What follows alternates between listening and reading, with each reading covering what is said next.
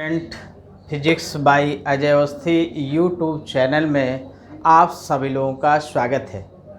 आज हम आपको बताएंगे कि न्यूमेरिकल फिजिक्स के जो न्यूमेरिकल्स होते हैं, जो आंकिक प्रश्न होते हैं, उनको आप कैसे सरल ढंग से सॉल्व कर सकते हैं, हल कर सकते हैं। क्योंकि बहुत लोगों के फ़ोन आते हैं और मैसेज आते हैं कि न्यूमेरिकल को कैसे सॉल्व किया जाए, सर बड़े कठिन लगते हैं। ऐसा नहीं है, आप उधर ध्यान कम देते हैं, थ्योरी तो पढ़ लेते हैं, न्यूमेरिकल का जब समय आता है तो उसको शॉर्टकट में एक दो क्वेश्चन सॉल्व करते हैं, फिर अगला चैप्टर आप शुरू कर देते हैं। ऐसा नहीं होना चाहिए। जिस चीज़ से आप डरेंगे वो उसमें और ज़्यादा डर लगता है, इसलिए डरने की कोई ज़रूरत नहीं। न्यूमेरिकल जो है वो थ्योरी से भी सरल है, केवल उसको आप सही ढंग से सॉल्व नहीं करते हैं, सही ढंग से समझने का प्रयास नहीं करते हैं। तो आज हम आपको बता रहे हैं कि न्यूमेरिकल लगाना कितना सरल है, उसकी ट्रिक हम आपको समझा रहे हैं कि कैसे आप न्यूमेरिकल को सरलतम रूप में सॉल्व कर सकते हैं और कैसे आप न्यूमेरिकल में माहिर हो सकते हैं। तो देखिए, देखिए हम कुछ स्टेप आपको समझा रहे हैं, उस स्टेप के द्वारा आप न्यूमेरिकल लगाना आसान से सीख जाएंगे। देखिए, स्टेप फर्स्ट पहला स्टेप क्या है? देखिए, पहला स्टेप ये है कि जब चैप्टर ख़त्म हो, जैसे कोई थ्योरी का चैप्टर आप पढ़ रहे हैं और वो चैप्टर समाप्त हो गया है, तो उसके जितने फार्मूले हैं सब आपको याद करने हैं। तो चूँकि फार्मूले याद करेंगे आप भूलेंगे, याद करेंगे भूलेंगे, लेकिन ये प्रोसेस ऐसे अगर आप याद करते रहेंगे तो एक समय आएगा कि याद ज़्यादा करेंगे, भूलेंगे थोड़ा, और ज़्यादा याद करेंगे तो फिर ज़्यादा याद रहेगा, भूलने का जो परसेंटेज वो कम होता जाएगा, और एक समय ऐसा आएगा केवल आपको याद रहेगा, आप भूलेंगे बिल्कुल नहीं।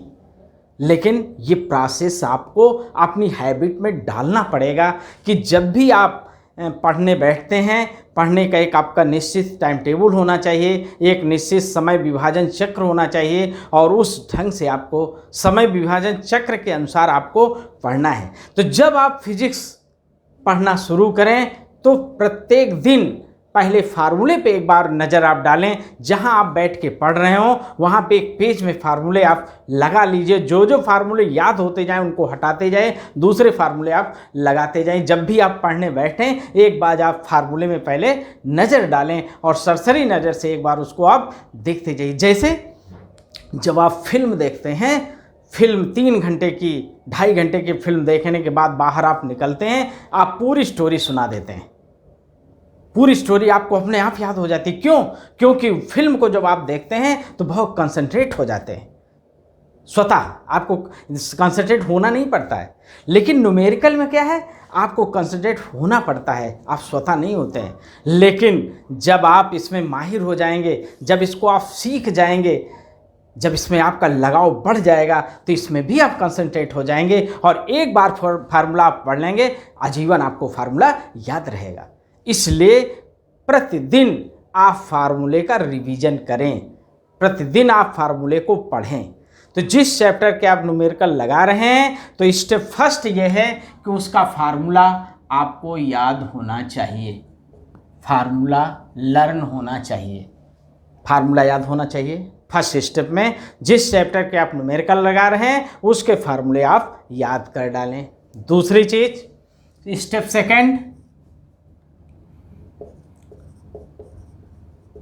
सेकंड में क्या है, कॉन्सेप्ट क्लियर होना चाहिए। कॉन्सेप्ट जो है वो क्लियर होना चाहिए, क्लियर होना चाहिए। इसमें 2 चीजें आती हैं। देखिए, कॉन्सेप्ट पहले तो जो फार्मूला आपने पढ़ा है, जैसे कोई formula, suppose that n = sin a plus del m upon 2 whole upon sine a upon 2, जैसे मान लीजिए ये फार्मूला है। तो अब इस फार्मूले में n क्या है, a क्या है, डेल m क्या है, ये चीज़ बिल्कुल आपको क्लियर होनी चाहिए कि a प्रिज्म कोण है, डेल m अल्पतम विचलन कोण है, n प्रिज्म जिस पदार्थ का बना है उसका अपवर्तनांक है। बिल्कुल क्लियर आपको याद होना चाहिए, उसमें किसी प्रकार का कोई कन्फ्यूजन नहीं होना चाहिए। फर्स्ट। दूसरी चीज कंसेप्ट में एक चीज तो ये होनी चाहिए, दूसरी चीज जब आप न्यूमेरिकल लगाना शुरू करें तो प्रश्न को सही ढंग से पढ़ें और कई बार पढ़ें। एक बार प्रश्न आप पढ़ें फिर दोबारा पढ़ें, उसमें किसी प्रकार का कोई कंफ्यूजन नहीं होना चाहिए। प्रश्न को सही ढंग से आपको पढ़ना है ताकि एक एक चीज़ उसमें आपके समझ में आ जानी चाहिए। नंबर 2। अब नंबर 3 में क्या आता है, स्टेप नंबर 3 क्या है, जो चीज़ें दी हैं गिवन न्यूमेरिकल में, जो चीज़ें दी हैं उनको आप लिख लीजिए। जैसे आप न्यूमेरिकल लगा रहे हैं, ए का मान दिया है, सपोज दैट, ये फॉर एग्जांपल हमने ले लिया समझाने के लिए, ए की वैल्यू दी है आपने लिख लिया, डेल की वैल्यू, डेल एम की वैल्यू दी है आपने लिख लिया, और एन आपको कैलकुलेट करना है, क्वेश्चन मार्क लगा दिया। अब आपके दिमाग में ये आना चाहिए कि हम कौन सा फार्मूला लगाएं जिसमें ए हो, डेल एम हो और एन भी हो जिसे हम कैलकुलेट हमें करना है। तो तुरंत ये दिमाग में आ जाएगा कि हमें ये फार्मूला लगाना है। तो गिवन दैट में ये आप पहले देखेंगे क्या क्या चीज़ें दी हैं और क्या चीज़ निकालनी है। जो दी है उसे आप नोट कर लेंगे, जो निकालनी है उसमें आप क्वेश्चन मार्क लगा देंगे। करेक्ट, ये स्टेप आपका हो गया 3rd। अब आता है स्टेप 4। स्टेप 4, अब स्टेप 4 में क्या है, 2 चीज़ें आती हैं, एक आता है MKS सिस्टम, एक आता है CGS सिस्टम। अब आपको ये देखना है कि जो न्यूमेरिकल दिया है वो MKS सिस्टम में है कि CGS सिस्टम में है। MKS सिस्टम का मतलब होता है M means metre, K means kilogram और S मीन्स सेकंड, और C का मतलब सेंटीमीटर, G का मतलब ग्राम, S का मतलब सेकंड। आपको ये देखना है कि जो न्यूमेरिकल हैं वो इन्हीं में दिए हैं। ऐसा तो नहीं है कि एक में तो द्रव्यमान किलोग्राम में दिया है, दूसरे में लंबाई सेंटीमीटर में दी, तो गलत हो गया। क्यों? क्योंकि ये किलोग्राम MKS सिस्टम का मात्रक हो गया और ये CGS का मात्रक हो गया। तो पहले तो दोनों मात्रक एक ही पद्धति में लाना है, एक ही सिस्टम में आपको लाना है। या तो किलोग्राम को ग्राम में आप चेंज करेंगे या तो सेंटीमीटर को आप मीटर में चेंज करेंगे। तो कन्वर्जन आपको देखना है कि इस कन्वर्जन में क्या है। MKS सिस्टम में आपके जो गिवन है, जो दिया है वो MKS सिस्टम में है कि CGS सिस्टम में है। ठीक, अगर मिक्स है कि कुछ राशियां MKS में हैं, जैसे मान लिया 3 राशियां दी हैं, 2 MKS में हैं और 1 CGS में है, तो पहले या तो तीनों को MKS में कर लीजिए या तीनों को CGS में कर लें। इसका भी विशेष ध्यान आपको देना है। नहीं पूरा फार्मूला याद है, पूरा आप कैलकुलेशन कर रहे हैं, अगर इस चीज़ को आपने ध्यान नहीं दिया तो पूरा न्यूमेरिकल आपका गलत हो जाएगा। तो ये विशेष आपको ध्यान देना है कि वो न्यूमेरिकल की जो वैल्यू दी है वो CGS में है या MKS में है। करेक्ट। इसके बाद स्टेप आता है 5 स्टेप। 5 स्टेप में क्या करेंगे आप, सबसे पहले चैप्टर के जो मोस्ट इजी न्यूमेरिकल्स हैं वो आप लगाएंगे। मोस्ट इजी जो न्यूमेरिकल्स हैं उनको आप पहले लगाएंगे। चाहे आप क्वेश्चन ले लीजिए बुक के और चाहे आप एग्जाम्पल ले लीजिए, चाहे क्वेश्चन ले लीजिए चाहे एग्जाम्पल, लेकिन मोस्ट इजी जो सबसे सरल न्यूमेरिकल हो उनको आप पहले लगाना शुरू करिए। जब 2 4 5 आप लगाएंगे तो आपका जो दिमाग की खिड़की है बिल्कुल खुल जाएगी और आप आगे की तरफ बिल्कुल बढ़ते हुए चले जाएंगे, बहते हुए पानी की तरह।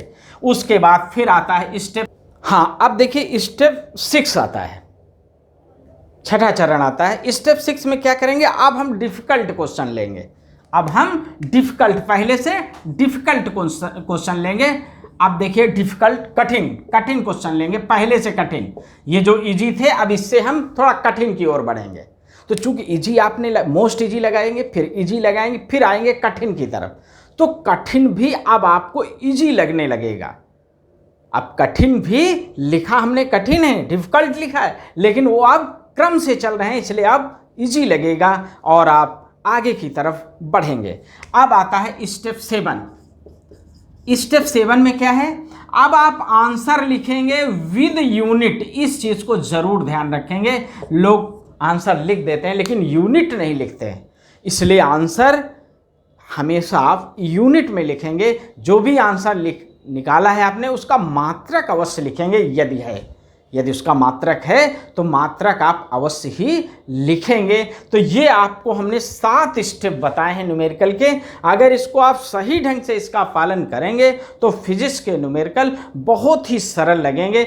अगले वीडियो में हम आपको न्यूमेरिकल इन्हीं स्टेप के द्वारा समझाएंगे और आप इस वीडियो को लाइक करें, सब्सक्राइब करें, शेयर करें और अगले वीडियो के लिए आप तैयार रहें। अगले वीडियो में हम आपको न्यूमेरिकल समझा रहे हैं। धन्यवाद।